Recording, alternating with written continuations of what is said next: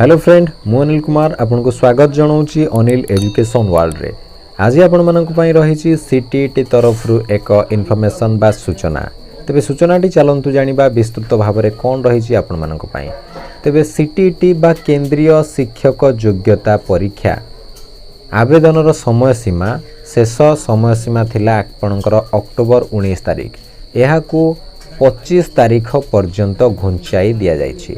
तेबे कौन पे घुंचा जाइछि ना छात्र छात्री मानकर हित को दृष्टि रे रखी आवेदनर समय सीमा को वृद्धि करा जाइछि एवं शेष मुहूर्त रे पंजीकरण करुथिबा छात्र छात्री मानक निमंते देयर दाखल समय सीमा को 26 तारिख अपराह्न 3:30 रखा जाइछि। तेबे चलंतु देखिबा नोटिफिकेशन टी आपण मानकु मु वेबसाइट रे वर्तमान क्रोम ब्राउजर ओपन करके देखै देबी। तेबे चलन देखिबा। तेबे चलंतु एबे मु क्रोम ब्राउजर रे आपण मानकु सीटीईटी रो साइट ओपन करके देखै दउछि। मु टाइप करनोछि एबे डाटा ऑफ अछि, मु डाटा आगे ऑन करनोछि। वर्तमान मु ctet.nic.in सर्च मारुछि।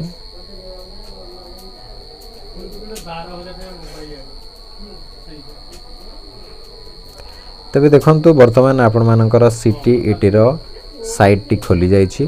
वर्तमान मु नोटिफिकेशन टी आपण मानको देखैबी जहा जाइछि लेटेस्ट नोटिफिकेशन आपण मानक पई। तबे देखंतु new event news and event रे रहिछि आपण मानकर नोटिफिकेशन टी मु जूम करके देखै दउछि आपण मानको।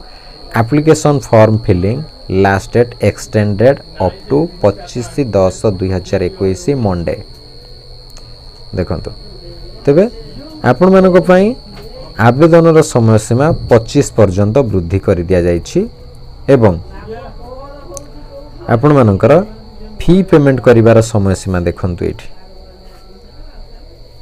फी पेमेंट समय को रखा जाइछि आपण मानकर देखंतु 26/10/2021 15:30 अर्थात 3:30 पर्यंत 3:30 पूर्व आपण मानकु फी पेमेंट करिया को पड़िबो। तबे ये थिला आपण मानक पई सीटीईटी तरफ रु जहा अपडेट न्यूज बा अपडेट इन्फॉर्मेशन आपण मानक पई अप्लाई रो।